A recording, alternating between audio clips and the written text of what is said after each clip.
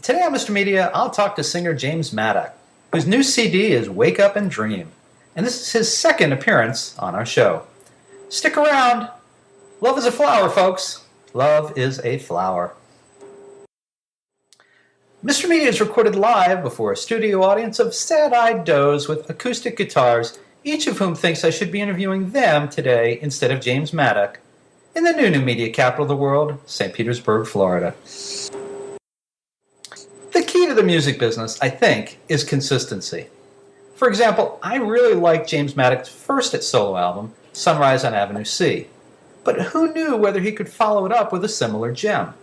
Maybe his first appearance in Mr. Media, September 2009, would be his last. No, not going to happen. Wake Up and Dream Wake Up and Dream takes the triumph of Sunrise and successfully builds upon it. The lyrics are sharper, the hooks are catchier, and the overall sound is consistent from the first song to the last.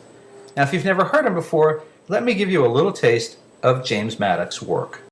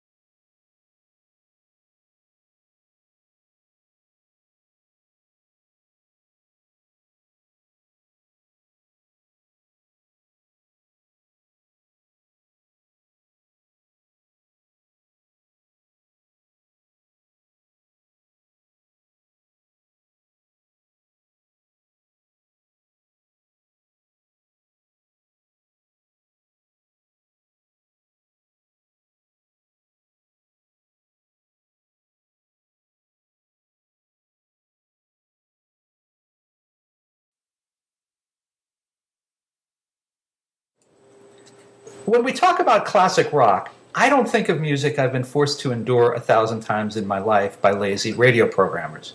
And I'm looking at you, Pink Floyd. It's not classic in my mind because it's older than dirt. To me, classic rock means the music captures the spirit and the soul of rock. A bit bluesy, a hint of country maybe, and an all-rock attitude. In that spirit, I think James Maddock's Wake Up and Dream is classic stuff. And James Maddock, welcome back to Mr. Media. Thank you. Thank you for that introduction. It's lovely to be here. Nice to see you. Good to have you. It was great to get more material from you. I was a big fan of Avenue C, and I think this is really good stuff. Thank you. I do too. I mean, it's a collection of songs that I've, some of the new ones, some are a little older, but it's my band. It's the band that I've been playing with for like a couple of years, and I'm very, very happy with it. I think it's come out really, really, really great. Real psyched. Now, I've never been in your position, but I imagine from all the musicians I've talked to over the years that it's not easy to follow up a good album with another good album, or a great album with a good album, or anything along that lines. Did you waste any energy worrying about that the last year or two, or do you just get down to it and hope for the best? I think fundamentally I was... the thing about making a good record is you need the time to make it. If you're not got a deadline and if you're not rushed to finish it, then I think you just take the time until you've got the songs already written, So you've got the right collection of songs, and then put a record out. Don't just put a record out because you can, or because you've got the opportunity to do so. That's going to be. I've been down that road a little bit. When I had the record deal on Columbia, I had the Wood album, which I'm very proud of. Then I did another record soon after that, and it really wasn't. Once I finished it, I realised it wasn't very good, and it didn't live up to my expectations. So I went into the label and said, "I don't want you to put this record out. This is not the record I want to follow up the Wood album with." Obviously, they didn't put it out, and they dropped me, soon after. So I'm very particular about that. If I'm going to put a record out, I want it to really be. I want it to be as good as I know it can be, and so I'm very honest about it. So, luckily, I have the songs at the moment, and this Wake Up and Dream has got the songs, and it's a great collection of songs. Therefore, it's going to be hopefully a well-received record. Now, when you started working on this, when was that? When did you start working on this album? Well, it's difficult to answer that insofar because the way I write is I will really trawl my back catalogue and come up with songs that maybe have been around in my head in one way or another for 10 years. And so I'll go to that place, and then suddenly songs that I thought were no good or I didn't really feel they had a place in my life suddenly have a place. So some of the songs have a little bit of history. Other songs are brand new. Other songs are a mixture of both. I rewrite the lyrics, but the melody might be from 4 or 5 years ago. So it's the way I work is very, I pull from all elements of my, all my past. So it's hard to answer that question. Certainly all the songs were not written like in the last couple of years. Some of them were, but some of them are from before Avenue C. So it's kind of odd.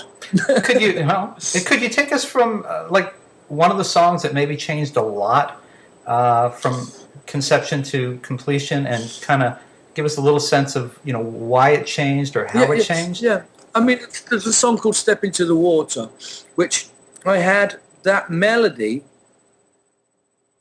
from about 5 years ago.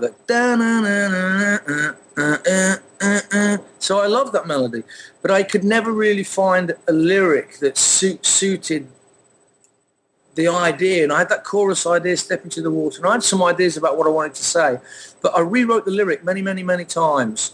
And I finally, the last year or so, I got something that I thought suited the feeling of the melody and what I wanted to say in the song. And the same is true of a song called "You and Jean." I wrote that maybe like 7 years ago, but I was always rewriting the lyric. And that's how I work. I'm a constant rewriter, and until I've got the thing exactly where I like it, it just kind of sits in this kind of, in purgatory, if you like. It just sits there, never quite knowing which way I'm going to jump. So those two songs certainly from the past and from the present as well, a mix of the past and the present. A couple of others, I guess, but some of them are brand new. Some of them pop out brand new. "Beautiful Now" was written with Mike Scott from the Water Boys. "Stella's Driving." Where's that from? That was another constant rewrite. So it's a process. And when I think about my next, if I'm starting to think about my next record, which I am a little bit, I've got a few songs that I'm ready to that are going to set the tone for the record. But who knows? I don't know whether some of my older songs are going to find their way onto the next record, because they might do. That's how I've always worked. The song on the album called "That's Where You're Wrong." That's from an old load of demos that I did when I lived in London. So I suddenly just rediscovered it, and I thought, this is a good song. It is a good song. And I had not heard it for like 6 years. And then I thought, I wonder, I really like this song. And then, then it pops up. Sorry, go. No, that's all right. I was going to say that on Avenue C, the title song was very, it really brought an image to you. You thought, sunrise on Avenue C. I've never been to Avenue C, but I could picture what that might be, Right. And then "Love Is a Flower," again, it put an image in my mind. Now, can you tell a lot of people who will be hearing or seeing this interview will not yet have experienced the album. Can you describe "Love Is a Flower" a little bit? Where that came from? It's interesting you picked that song because that is a very strange song in my catalogue. I think I wrote that's a really very very new song, and I wrote it from beginning to end. Sat right where I'm sitting now on this chair in this right here. I wrote this song right here from beginning to end, and I just had these melodic parts. I wrote all the melodies, and I thought they all sat together, and it had the chorus had a Blue Nile feel to it. This Blue Nile thing. And I just started to come up with that idea, "Love Is a Flower." I thought it might be a bit cheesy, but then I thought, no, it kind of makes sense to me. And then I started to imagine this story about a couple that go on a trip together and it doesn't work out. And it just became a thing. So, but it's got the different movements in it. The verse is quite folky. The pre-chorus sounds like a chorus, and then the chorus is like a kind of stoppy thing. And then so I had it. Then we took it to the band to rehearse it, and then we went through a few incarnations because it's quite tricky the way it ended up. And then there it is. Then it's born. And then I didn't really have a chance to second guess it. Suddenly we were in the studio and we recorded it, and then it's on the record. So it's a new.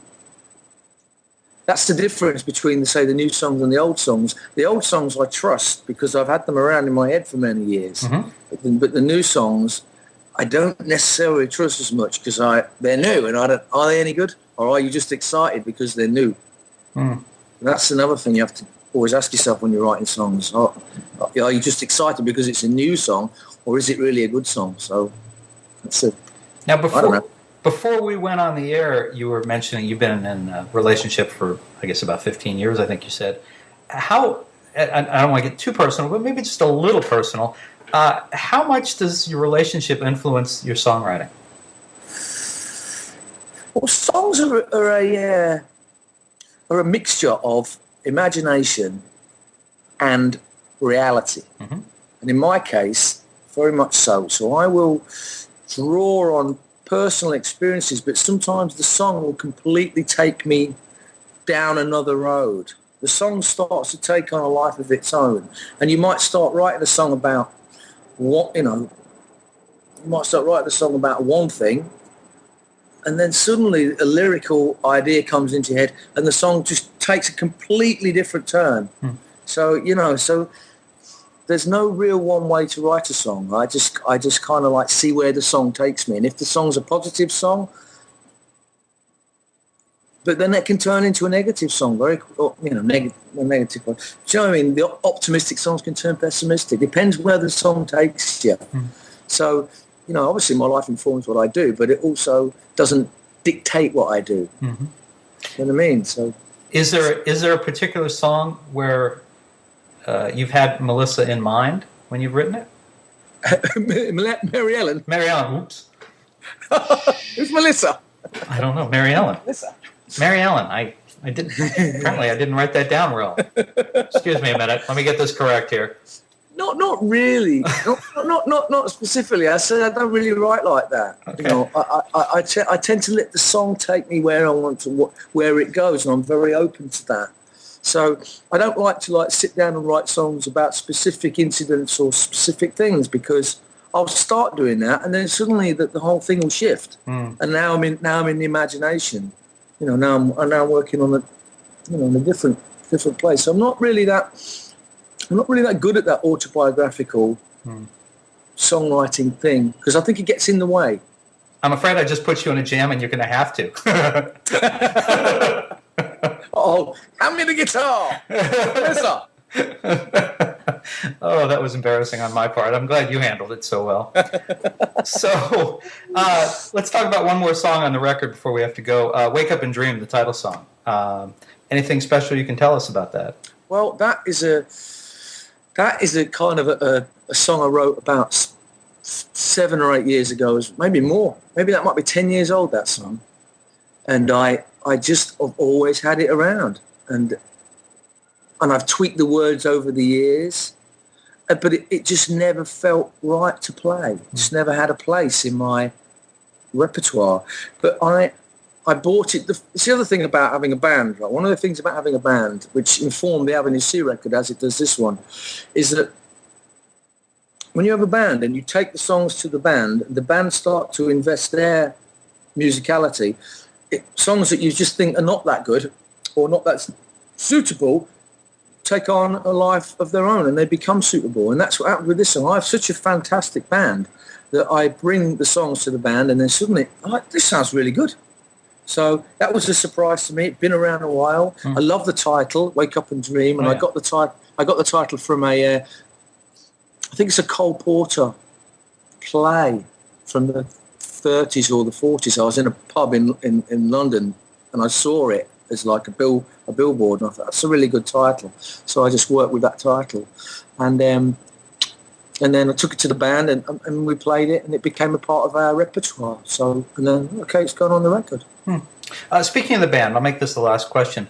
The last time we talked, I remember talking to you about the modern economics of having a band and making music, and everything's changed. How's the business of music treating you these days?